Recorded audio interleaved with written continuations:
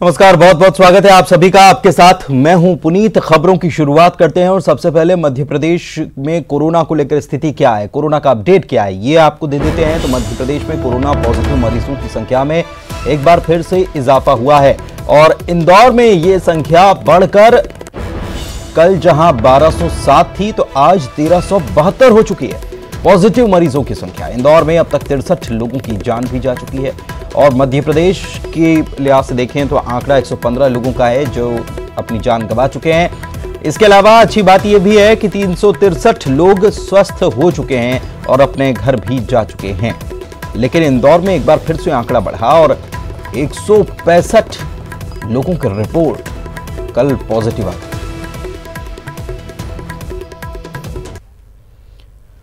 और इधर बुरहानपुर में दाऊदपुरा में रहने वाले बुजुर्ग की रिपोर्ट भी पॉजिटिव आई है। प्रशासन ने पीड़ित के घर के आसपास के इलाके को सील कर दिया है।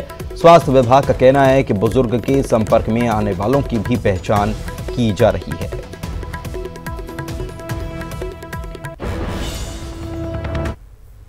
तिरसठ साल के बुजुर्ग हैं ये, इनको कोरोना पॉजिटिव निकला है। सर अभी तक बुरहानपुर में कितने मरीज? अभी तक बुरहानपुर में 2 मरीज हो गए इसके से। क्वारंटाइन किया जाएगा या जांच? इनका पूरा क्वारंटाइन तो रखेंगे, पूरा मोहल्ला जहाँ भी निवास करते हैं उसको भी पूरा वो करना पड़ेगा क्वारंटाइन, और सारे बैरिकेड्स वगैरह लगा के बंद करना पड़ेगा ताकि ये भी लेना पड़ेगा। बाकी है भी ट्रेवल हिस्ट्री शायद नहीं बता रहे। क्वारंटाइन है या ऐसे तो क्वारंटाइन थे। इधर रायसेन में कोरोना पॉजिटिव मरीजों की संख्या में फिर से इजाफा हुआ और ये बढ़कर 34 हो गई। यहां पर इंदौर से आई हुई एक छात्रा की रिपोर्ट पॉजिटिव आई है। युवती इंदौर में लॉ की पढ़ाई कर रही थी। उधर लॉकडाउन के उल्लंघन को लेकर पुलिस ने 4 लोगों के खिलाफ केस दर्ज किया है। युवती मोटरसाइकिल पर अपने दोस्त और भाई के साथ मंडीदीप पहुंची थी। इस दौरान उसकी तबीयत खराब हुई और उसे हमीदिया में भर्ती कराया गया। प्रशासन युवती के संपर्क में आने वाले लोगों की पहचान में जुट गया है। अभी शीतल टाउन मंडीदीप में एक पॉजिटिव केस पाया गया है। हिस्ट्री में यह है कि एक महिला है जो बगैर बताए इंदौर से अपने मित्र के साथ और भाई के साथ मोटरसाइकिल से मंडीदीप आई और ये बात उनने छुपाई, किसी को बताया नहीं, ना डॉक्टर को इन्फॉर्म किया ना थाने को इन्फॉर्म किया। और बाद में जब 24 तारीख को उनकी तबीयत बिगड़ी तो अस्पताल गए तो इलाज के दौरान उनका सैंपल हुआ और वो पॉजिटिव पाई गई। और इधर गांधी मेडिकल कॉलेज में कोरोना के केस सामने आए हैं। 2 जूनियर डॉक्टर समेत एक नर्स की रिपोर्ट पॉजिटिव आई है। सैंपल कलेक्शन करने वाला कर्मचारी भी पॉजिटिव हो गया है। पहले हमीदिया में 9 डॉक्टर्स पॉजिटिव मिल चुके हैं और इसके बाद अब ये भी जानकारी कि यहीं पर गांधी मेडिकल कॉलेज में कोरोना के केस सामने आ गए, जिसमें 2 जूनियर डॉक्टर और एक नर्स की रिपोर्ट पॉजिटिव आई। और इतना ही नहीं, सैंपल कलेक्शन करने वाला कर्मचारी भी पॉजिटिव आया है।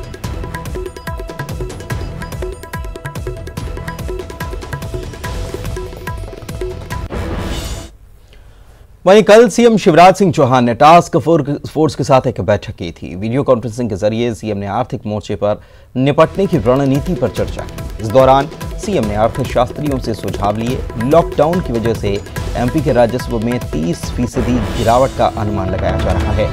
राज्य सरकार को राजस्व में करीब 26,000 करोड़ रुपए के नुकसान का अनुमान लगाया जा रहा है और ऐसे में सरकार की रणनीति क्या होगी, इसको लेकर चर्चा की गई।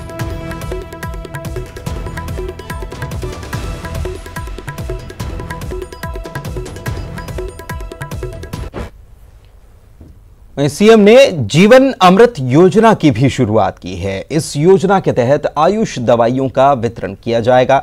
दवा और काढ़े के जरिए कोरोना से लड़ने की कोशिश की जाएगी। दवाइयों को संक्रमित इलाके में बांटा जाएगा। आयुष और वनोपज संघ मिलकर दवाओं को तैयार कर रहे हैं। संक्रमित इलाकों में 25 लाख पैकेट बांटने की योजना बनाई गई है।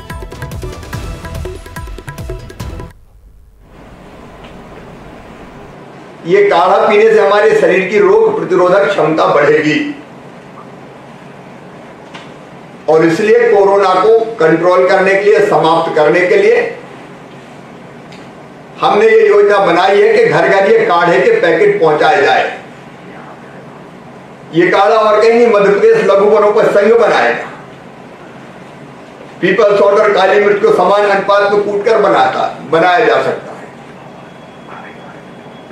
ये रोग प्रतिरोधक क्षमता तो बढ़ाएगी, कोरोना के साथ साथ सर्दी जुकाम खांसी में भी लाभप्रद होगा और इसका कोई भी दुष्प्रभाव नहीं है, साइड इफेक्ट नहीं है, इसलिए हम सबके लिए बहुत उपयोगी है।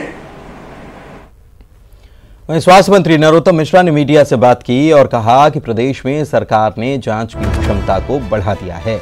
सरकार ने सर्वे के लिए एक स्पेशल टीम भी बनाने का फैसला किया है, जो प्रमुख जिलों में जाकर कोरोना संक्रमित इलाकों में कैंप करेगी। और उन्होंने ये भी कहा कि अब तक 32,000 सैंपल में से 28,000 की रिपोर्ट आई है, जबकि 4,000 की रिपोर्ट आनी अभी बाकी है। इधर मध्य प्रदेश में सार्वजनिक स्थल पर थूकने पर जुर्माना लगाया जाएगा। कोरोना संक्रमण को लेकर यह प्रतिबंध लगा दिया गया है। नगरीय प्रशासन ने इस बात के आदेश जारी कर दिए हैं। तो ये बड़ी खबर आपको बता रहे हैं कि मध्य प्रदेश में अगर सार्वजनिक स्थल पर कोई थूकता है तो उस पर जुर्माना लगाया जाएगा। कोरोना संक्रमण को लेकर यह प्रतिबंध लगाया गया है। जिस तरीके से इंदौर में लगातार मामले सामने आ रहे हैं, बढ़ते जा रहे हैं, रिपोर्ट पॉजिटिव आ रही है। दूसरी तरफ अगर भोपाल की बात की जाए तो भोपाल से भी यही खबरें आ रही हैं। तो इसके बाद अब ये तय किया गया है कि सार्वजनिक स्थल पर थूकने पर जुर्माना लगेगा। कोरोना संक्रमण को लेकर यह प्रतिबंध लगा है। नगरीय प्रशासन ने आदेश जारी कर दिया है।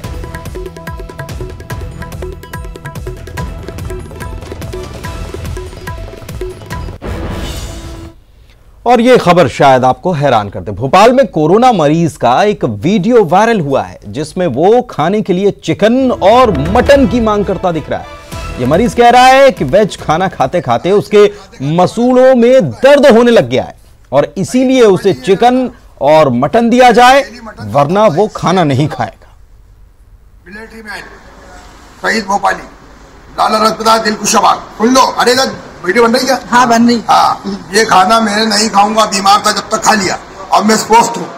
मुझे नटबोल चाहिए, चिकन मुर्गा, मछली तंदूरी, तो खाना खाऊंगा नहीं तो ये ले जाओ तुम खाना। मेरे घर से बुलवाऊंगा, मेरे घर से खाऊंगा नहीं तो मैं छोड़ दूँ, मैं जा रही हूँ घर खाना खाना। खाना तुम्हारा ठीक है। हाँ, और मेरा नंबर भी लिख लो, 9826 928 754। शहीद भोपाली बोलते हैं मुझे।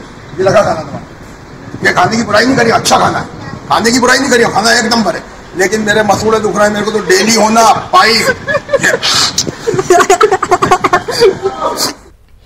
और खंडवा में कलेक्ट्रेट परिसर में सांसद नंद कुमार सिंह चौहान ने बैठक में हिस्सा लिया। इस बैठक में सांसद ने प्रमुख बाजार खोले जाने से मना कर दिया। सांसद का कहना था कि 3 मई तक लॉकडाउन का जिले में पालन किया जाएगा। पहले प्रशासन ने प्रमुख बाजार खोलने की बात कही थी। बहुत जरूरी है हमारे खंडवा जिले में ये कोरोना और न फैले, इसके लिए अनेक निर्णय यहाँ पर हुए हैं। प्रशासन भी अब मुस्तैदी से इस काम में लगा हुआ है और मुझे पूरा विश्वास है कि भारत जीतेगा, कोरोना हारेगा। ब्रेक के बाद आपका स्वागत है और चलिए खबरों में आगे बढ़ते हैं और बात ग्वालियर से की करते हैं, जहां से एक बड़ी खबर सामने आई है। यहां पर कोरोना संदिग्ध 3 और मरीजों की मौत हो गई है। 2 मरीजों की JRO अस्पताल में मौत हुई है और 1 मरीज की घर पर ही मौत हो गई है और तीनों मरीजों की जांच के लिए सैंपल लिए गए थे और उन्हें भेजा भी गया था। मरीजों की रिपोर्ट अभी तक नहीं आई है। बड़ी खबर रायपुर से है, जहां पर पीलिया के मरीजों की संख्या लगातार बढ़ती जा रही है और ये बढ़कर अब 612 तक पहुंच चुकी है। शहरी इलाके में 26 और बीर गांव में 34 नए मरीज मिले हैं। मरीजों का अलग अलग अस्पतालों में इलाज भी चल रहा है। स्वास्थ्य विभाग ने अब तक 2107 लोगों की जांच की है। पानी साफ करने के लिए करीब 50,000 से ज्यादा क्लोरीन की टैबलेट्स बांटी गई हैं और साथ ही ORS का घोल भी दिया गया है। ORS के पैकेट्स दिए गए हैं। करीब 9,000 से ज्यादा ORS के पैकेट्स बांटे गए हैं और इसके अलावा 50,000 से ज्यादा क्लोरीन की टैबलेट्स बांटी गई। वहीं राजस्थान के कोटा में फंसे हुए बच्चे आज घर लौट आएंगे। छात्रों को लेकर निकली बसें मध्य प्रदेश के रास्ते पहुंचेंगी। सीएम के निर्देश पर 97 बस कोटा रवाना की गई थी, जहां से प्रदेश के सभी 5 संभागों के अनुसार अलग अलग बसों में करीब 2250 बच्चों की रवानगी हो चुकी है। इन सभी बच्चों के पहुंचने पर इन्हें 14 दिन तक क्वारंटीन किया जाएगा और उसके बाद उन्हें अपने अपने घर जाने की अनुमति मिल जाएगी। सीएम भूपेश बघेल की पहल पर छात्रों को लाने के लिए 97 बसें राजस्थान के कोटा पहुंची थीं। छात्रों के साथ मेडिकल टीम, पुलिस और परिवहन अधिकारी भी मौजूद हैं। कोटा में बस पहुंचने के बाद छात्रों ने सरकार की खूब तारीफ भी की और सीएम भूपेश बघेल का आभार जताया। आप सबको मेरा नमस्कार। आज हम छत्तीसगढ़ के स्टूडेंट्स कोटा से छत्तीसगढ़ वापस जा रहे हैं और ये सब का एफर्ट्स हमारे स्टेट गवर्नमेंट का, आरटी ऑफिसर्स का और पुलिस ऑफिसर्स का है। तो हम आप सबको धन्यवाद देना चाहते हैं। ये हमारी बस है जिसमें हम मैक्सिमम सोशल डिस्टेंसिंग का एफर्ट्स कर रहे हैं और हमने प्रोटेक्शन भी लिया है। हम सब मास्क पहने हुए हैं। तो राजस्थान के कोटा में पढ़ाई कर रहे, तैयारी कर रहे बच्चे आज लौट रहे हैं और दुर्ग में आने वाले छात्रों को क्वारंटीन करने के लिए भिलाई और दुर्ग में जगहों का चयन भी कर लिया गया है। भिलाई के रुंगटा कॉलेज और दुर्ग के विज्ञान विकास केंद्र में बच्चों को क्वारंटीन किया जाएगा। इन दोनों ही जगहों पर अधिकारियों ने निरीक्षण किया और व्यवस्थाएं भी दुरुस्त की।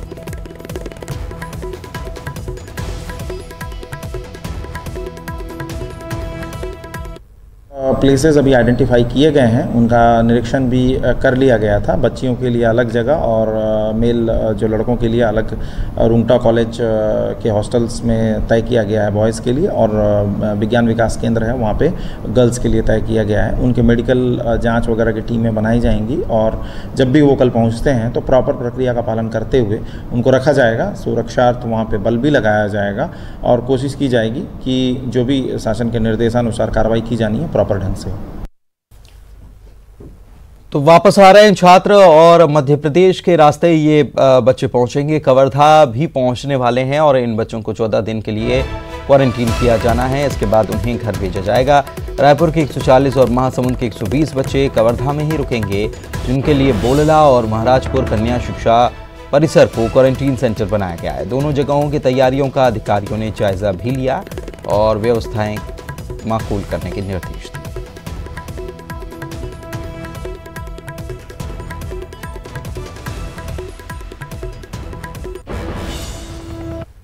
सीएम भूपेश बघेल ने कहा है कि दूसरे राज्य में फंसे छात्रों को लाने की कोशिश लगातार जारी है। उन्होंने कहा कि दूसरे राज्यों में फंसे मजदूरों को भी सरकार लेकर आएगी। तो छात्रों को तो लाया ही जा रहा है। कोटा में जो छात्र थे उनको लाया ही जा रहा है। उन्होंने गुहार लगाई थी कि उनको वापस लाया जाए। अब ऐसे में सीएम भूपेश बघेल की तरफ से ये भी कहा गया है कि जो मजदूर भी फंसे हुए हैं उनको भी सरकार लाने की तैयारी में जुटी हुई है। कोटा के बच्चों को हम ला रहे हैं और उसी समय हमने गृह मंत्रालय को पत्र लिखा था, न केवल विद्यार्थियों को बल्कि हमारे जो मजदूर हैं जो अन्य राज्यों में रुके हुए हैं उनको भी लाने का हमको अनुमति दी जाए और उस बात पे हम कायम हैं। और अभी जिस प्रकार से कोटा के बच्चे आ रहे हैं उसी प्रकार से जो अन्य प्रदेश के अन्य शहरों में जो बच्चे वहाँ रुके हुए हैं और आना चाहते हैं उनको उनकी भी लिस्टिंग हम शुरू कर दिए हैं। सारे कलेक्टर्स को, अधिकारियों को निर्देश हमने कर दिया है कि वो सूचीबद्ध कर ले और उसके बाद फिर लाने की व्यवस्था हम करेंगे। और न केवल छात्र छात्राओं को बल्कि जो मजदूर फंसे हुए हैं उनके भी नाम सूचीबद्ध कर रहे हैं। किस प्रदेश के किस किस ज़िले में कितने कितने मजदूर फंसे हुए हैं और वो आना चाहते हैं तो उसके भी सूचीबद्ध करेंगे और सूचीबद्ध करके उनको लाने की व्यवस्था हम करेंगे। तो मुख्यमंत्री ने कहा है कि मजदूरों को भी लाने की तैयारी है। इधर यही बात बीजेपी के राष्ट्रीय महामंत्री और राज्यसभा सांसद सरोज पांडे ने भी की है और उन्होंने इसको लेकर सीएम भूपेश बघेल को पत्र भी लिखा है। कोटा के छात्रों की तरह ही देश के दूसरे राज्यों में मजदूरी के लिए गए श्रमिकों को वापस लाने की मांग उनके द्वारा की गई है। उन्होंने लिखा है कि प्रदेश के श्रमिक लॉकडाउन की वजह से 1 महीने से फंसे हैं, जिसको ध्यान में रखते हुए उन्हें जल्द से जल्द वापस लाने की सीएम पहल करे। सरोज पांडे ने सीएम बघेल को ये पत्र लिखा है। तो ये भी लिखा है उन्होंने कि 1.25 लाख से ज्यादा मजदूर दूसरे राज्यों में फंसे हुए हैं और उनके प्रति भी सरकार संवेदनशीलता दिखाए। मुख्यमंत्री ने भी ये कह दिया है कि मजदूरों को लाने की भी तैयारी सरकार कर रही है। और वहीं रायपुर से खबर आपको बता दें कि सीमावर्ती जिलों की सीमाओं को सील रखने के निर्देश दिए गए हैं। डीजीपी डीएम अवस्थी ने ये निर्देश जारी किए हैं कि एक जिले से दूसरे जिले में अनावश्यक आवागमन रोका जाए। पुलिसकर्मी ड्यूटी के दौरान सोशल डिस्टेंसिंग बनाए रखें और सीमाएं सील रहें। अनावश्यक आवागमन बिल्कुल नहीं होने देना है, ये उन्होंने कह दिया है। सीमावर्ती जिलों की सीमाओं को सील रखने के निर्देश दे दिए हैं डीजीपी ने कि रायपुर के आसपास के जितने भी जिले हैं उनकी सीमाओं को सील किया जाए और अनावश्यक आवागमन एक जिले से दूसरे जिले में ना हो। पुलिसकर्मी ड्यूटी के दौरान सोशल डिस्टेंसिंग का भी ख्याल रखें।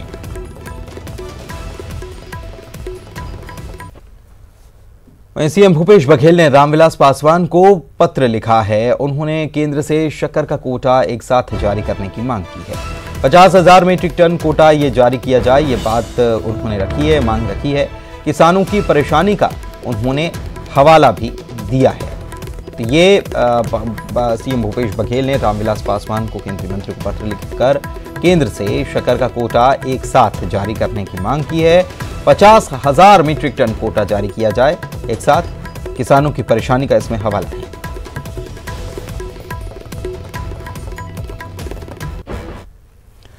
और हाईकोर्ट ने लॉकडाउन के दौरान मनरेगा में काम करने वाले मजदूरों की मेडिकल जांच और उन्हें सुरक्षा उपकरण देने का आदेश दिया है।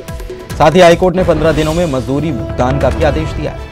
लॉकडाउन के बाद केंद्र सरकार ने 31 मार्च को मनरेगा के तहत काम प्रारंभ करने के आदेश दिए थे। इसके खिलाफ हाईकोर्ट में याचिका दायर की गई थी। मामले में सोमवार को वीडियो कॉन्फ्रेंसिंग के जरिए सुनवाई हुई। सुनवाई के दौरान केंद्र सरकार की ओर से जवाब के लिए समय लिया गया, जबकि राज्य शासन की ओर से जवाब पेश किया गया। मनरेगा मजदूरों को 15 दिन में भुगतान किया जाए, हाईकोर्ट ने आदेश दे दिया।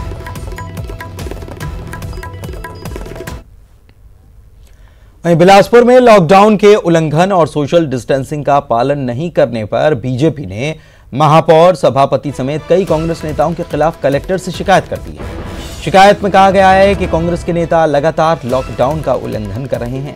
मेयर, सभापति मजदूरों के साथ रोजा इफ्तारी कर रहे हैं। कांग्रेस नेता ग्रामीण क्षेत्रों में भीड़ लगाकर राशन बांट रहे हैं। बीजेपी ने मामले में कार्रवाई की मांग की है।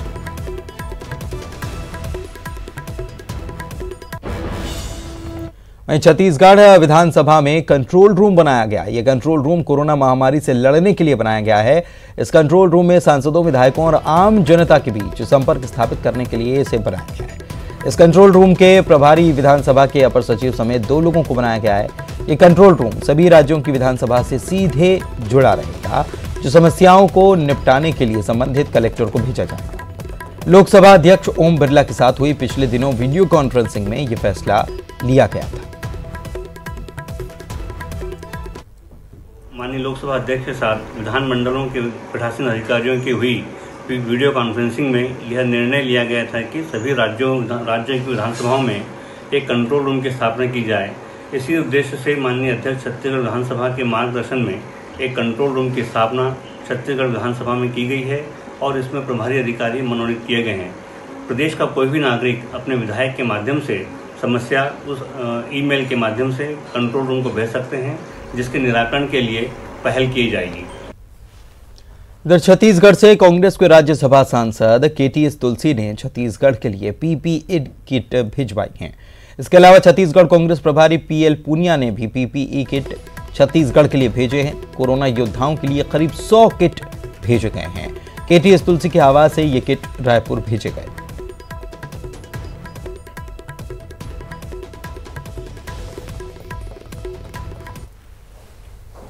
इधर रायपुर के फूल चौक के पास नया पारा स्थित होटल वेंकटेश के स्टाफ और प्रबंधन को रायपुर एम्स ने सैल्यूट किया है।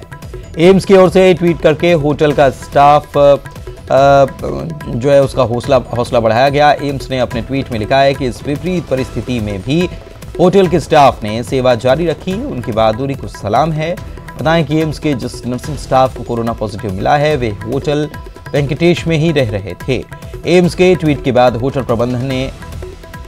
प्रबंधन की शाश्वत गुप्ता ने इस विपरीत परिस्थिति में सबका सहयोग मिलने पर एम्स, जिला और पुलिस प्रशासन आम लोगों का आभार भी जताया है। और नर्सिंग स्टाफ को होटल वेंकटेश में क्वारंटाइन करने का हमें अवसर प्राप्त हुआ था। हमारे सभी स्टाफ ने मिलकर उन्हें अपनी सेवाएं प्रदान की और आज भी होटल वेंकटेश में एम्स हॉस्पिटल के 30 डॉक्टर्स एवं नर्सिंग स्टाफ मौजूद है, जिन्हें हमारा स्टाफ इस विपरीत समय में भी सारी सुख सुविधाएं प्रदान कर रहा है। एम्स हॉस्पिटल ने भी एक ट्वीट कर हमारे कर्मचारियों को उनका उत्साह बढ़ाया है, उन्हें सल्यूट किया है। मैं भी अपने स्टाफ को सल्यूट करता हूं और इस समय में हमें रायपुर शहर की जनता और अधिकारियों का सहयोग मिला। हम उन्हें साधुवाद देते हैं और हमेशा इस प्रकार की सेवाओं के लिए हम तत्पर रहेंगे। जय हिंद। और इसी के साथ इस बुलेटिन में फिलहाल इतना ही। वक्त एक ब्रेक का है, आप बने रहिए।